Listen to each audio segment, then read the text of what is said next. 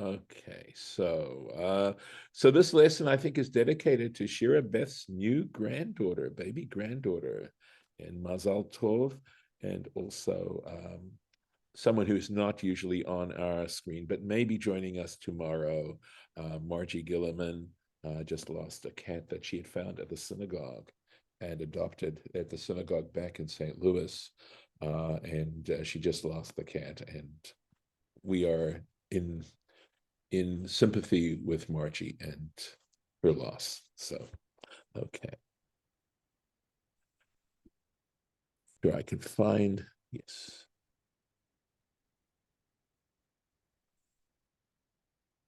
Baruch atah Adonai Eloheinu melech haolam asher kitshanu b'mitzvotav v'tzivanu la'asok b'divrei Torah. And we are talking about various symptoms and their accompanying diagnoses regarding Tzara'at, which is, again, have to always do the disclaimer about leprosy, the disease that is translated as leprosy in the Bible. And we are talking now about a different manifestation. So we had been talking about a situation where where one had received a wound by beating. And this, I believe, we're talking here about burning, where the skin was burned. So, in other words, ways in which it hadn't just sprouted spontaneously, but was on account of some external event that where the skin was affected. So, or vasar, or flesh,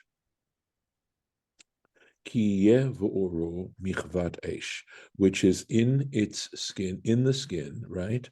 A burned spot, a place that is burned with fire. And as this burn spot is healing, right? That part of the burn spot that is healing, by Heret Levana, a white area, a bright area, Adam Demet, we said that is reddish, possibly with red streaks, or Levana, or completely white. So white or with reddish streaks in this area that is getting healed from the burn, as the burn is getting healed. Let's take a look at, okay, we're going on. Let's take a look. Here we go. Okay. Michyat ha-michva. Let's see. I think, yes, the healed part of the burn. And he says, sanemont, right? Which sounds very similar to health, right? An old French word for health. And here we go, Gesundheit, right? So when you tell somebody Gesundheit, it means be healthy, right? Health. Balaz in obviously in medieval French or the Yiddish. And of course, the reason it's in parentheses here is because, of course, it was added by the editor of this particular Rashi text. And he says, when the burned area is healing, right? When it's healed, and it's changed, it altered its look into a bright spot, petucha, variegated, meaning, of course, streaked, multicolored, or two-colored, or levana halaka, smooth, white and smooth, V'simane michva. And Rashi points out that the indications, the symptoms of a burn, v'simane shchin, and the indications, and shchin was what we were talking about before, which was like an inflammation, shavim hem. He says they're exactly the same. So the symptoms are the same. And the question, of course, is, here we go, quoting from the Talmud. V'lama chalkan. So why does scripture, I'm sure the next word is hakatuv, which means scripture. So why does scripture distinguish between them? Lomar, it teaches us, she'ein mitztarfin ze im ze, that, and he's going to explain in what practical sense we're talking about. That is to say, one doesn't blend they don't conjoin one with the other. Here we go. Nolad chatzi gris bishchin. Suppose the size of this boil, that is this leprous indication, this bright spot, this variegated spot, is the size of half a gris, which is half a bean. So that is a size by which a minimum size of something. So suppose that size is half the size of a bean, v'chatzi gris b'michva, and it's half a size of a bean in the burn. Lo yadunu kigris. It should not be considered like the size of a bean, and the size of this gris, of this particular bean, is the minimum size for it to be considered leprous. In other words, if this part of the tradition is that if the priest is diagnosing and he's observing these particular things, so suppose any one of these indications are less than the size of a bean, it is not considered tzara'at. It has to have a minimum size. And that's either part of simply the oral tradition, or there may be some scriptural indication, which we have not come across, to indicate that that's the size of this particular condition. So that's why scripture distinguishes them, to say they should not be linked together in terms of determining whether someone has tzara'at or not. Okay. Let's go on. I think we're back here. Yeah. Here we go. V'ra'ah kohen, and the priest is seeing it, looks at it. V'hinei nefach sa'ar lavan. It goes, so the Torah goes on to describe in more detail the way in which this looks, right? And behold, it has changed, right? It's turned into there is a white hair, babaheret, in this bright spot. There's a white hair. Umar'eh ha'amok, and when you look at this, we've had this phrase before when we were talking about shkin, right? And the way in which this bright spot looks, amok min ha'or, it looks as if it's deeper than the skin surrounding it.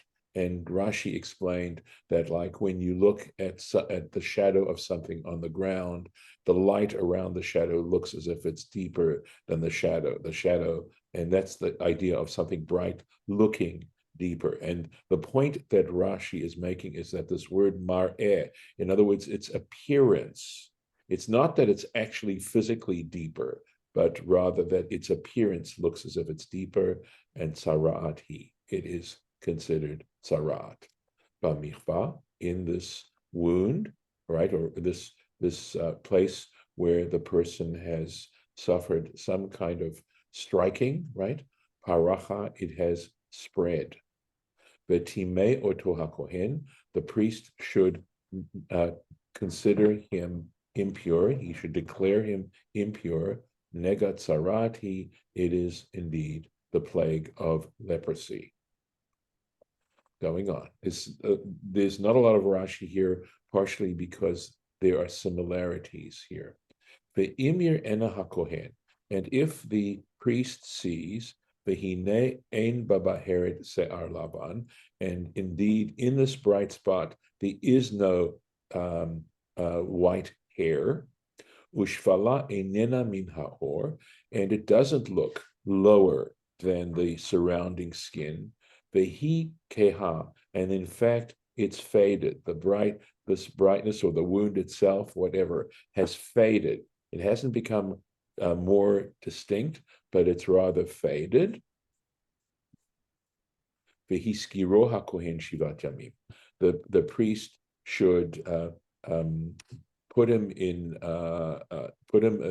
in seclusion for 7 days. Okay.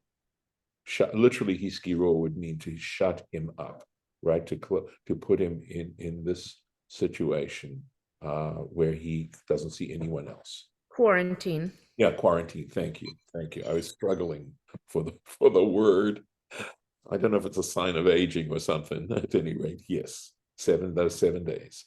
V'ra'ahu hakohen bayom hashvi'i, and the priest should look at him on the seventh day. On the seventh day. Im paso tifse ba'or, if in fact this place where this bright spot is has spread in the skin, v'timeh hakohenotor. At that point, the priest declares him impure. Nega tzara'at, and basically with the impurity of tzara'at. Im tachtea tamod habaheret, right? But if in fact the baheret, this bright spot, has stayed the same, right? It has not continued to spread at all. Lo pasta. In fact, I mean, the Torah just puts it in both a positive and a negative sense. It has not spread. In other words, it remains the same, has not spread, ba'or, in the skin, vehi and in fact, it is faded. Se'et hamichvahi, it's considered a swelling of the burn, of the burn. V'tiharo hakohen, and the priest should declare him pure. Ki tzarevet hamichvahi, and we've had this word tzarevet before when we were talking about shchin. It is considered a scar from the burn. And we also mentioned that the tzarevet is related, Rashi pointed out, to a word that means shriveling or drying up, something like that, that when something dries, it shrivels.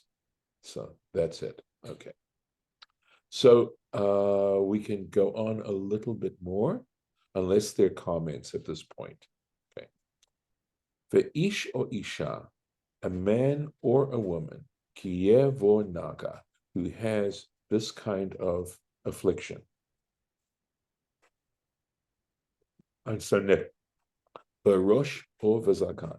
But now we're talking about Tzara'at in the head or in the beard. Barosh or vazakan. Baha katuv lechalek. So scripture comes to distinguish bein nega shebamakom sa'ar, the nega shebamakom basar. It comes to make a distinction between this affliction which is in a place where there is hair, as opposed to when it is in a place of flesh. Shezeh simano b'sa'ar lavan, v'zeh simano b'sa'ar tzahov.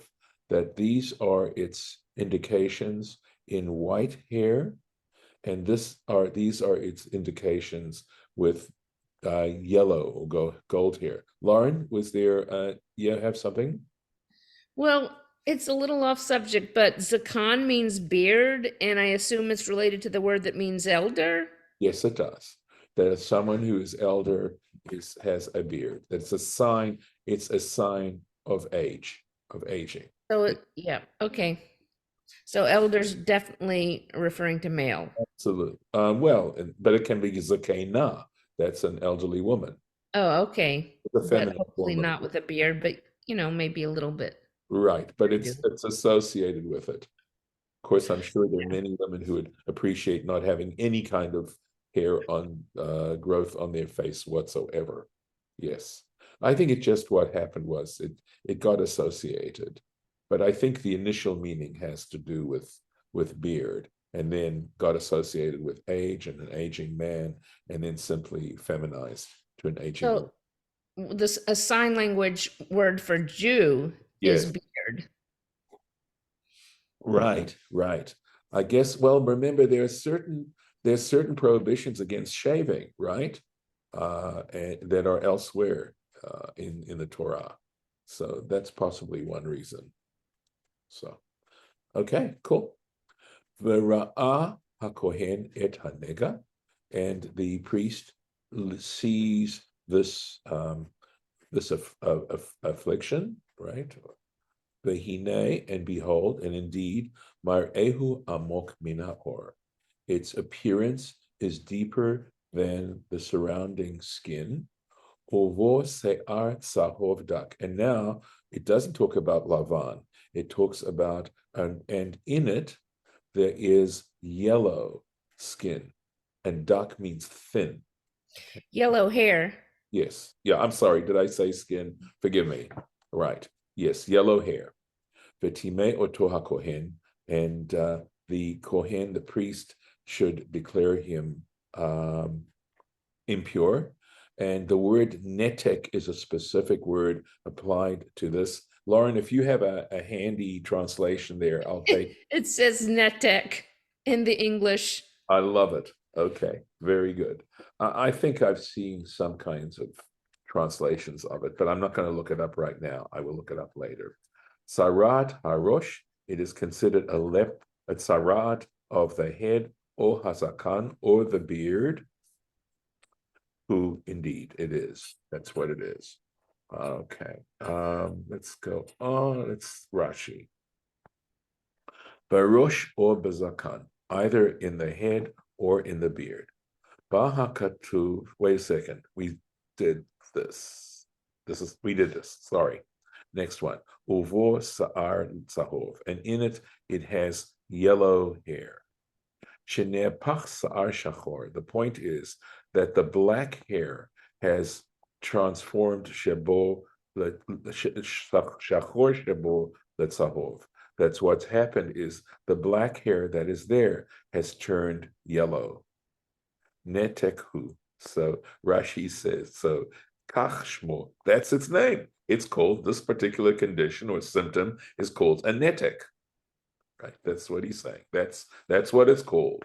Shel nega sheba makom sa'ar. He says of a nega, of this particular affliction that is in the place where it affects the hair, in the place where there's hair.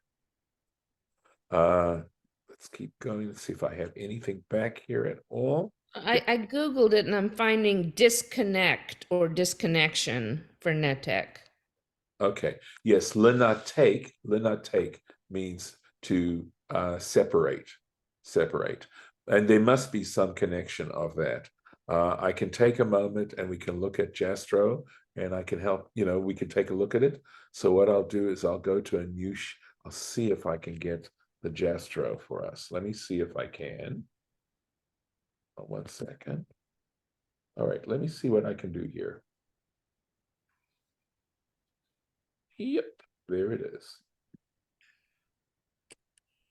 So what I need to do is look up here. Hopefully it's going to change with, okay, did the page just change for you? Yes? No? Yes. Good, thank you. I need to know because sometimes it shares and sometimes it doesn't. So let's take a look at so here's the word netek. Okay, you didn't see that, but here we go. So I'm going down here and it should be somewhere in there. Let's take a look at netek. We see it now, Yeah, right. about halfway down. Right, there it is. So there's the verb, take, to break loose, to tear out. Let's see here. Okay. Let's see if there's a noun somewhere.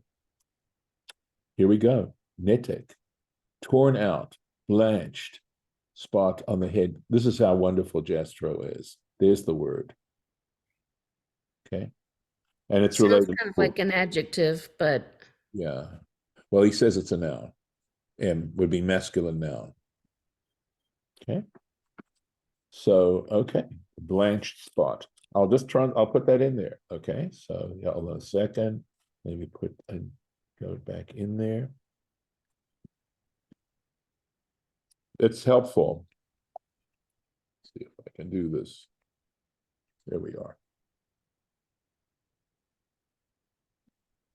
Now I have to just try and remember that that's what it means.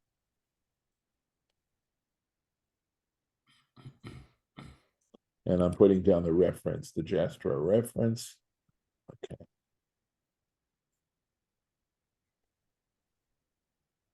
There we are. Okay. So let's see. Okay. Right. Let's see if there's a little bit more. Okay. Let's stop here. I'm going to put in the little marking. And with God's help, we'll do a little more tomorrow. And we are hopefully moving through this. And yeah, good. I'm going to stop the share. And if there are any comments on Nice to see Sam Belsky join us as well. So nice. One of these days we may have a minion again. So, all right. So again, just whatever the symbolism, etc. I mean, this is obviously very arcane material, but we're getting a sense of it and studying it, and then this is getting to understand a little bit better these issues. Okay, I'm going to stop the recording.